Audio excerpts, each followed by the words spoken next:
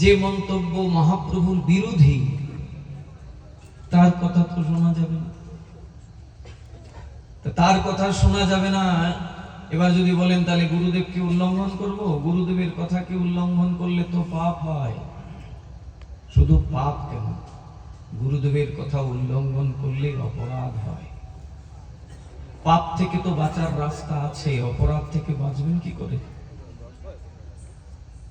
পাপ হয়ে যায় চলার পথে, কত পাপ, প্রারব্ধ কত পাপ আমাদের হচ্ছে, কিন্তু সেই পাপ থেকে বাঁচার পন্থা মহাপ্রভু দিয়েছেন এই হরিনাম। এক নামে জীবের যত পাপ হরে, জীবের সাধ্য নাই তত পাপ করে। পাপ থেকে মুক্ত হওয়ার পন্থা আছে, কিন্তু অপরাধ থেকে বাঁচবার পথ নাই। যদি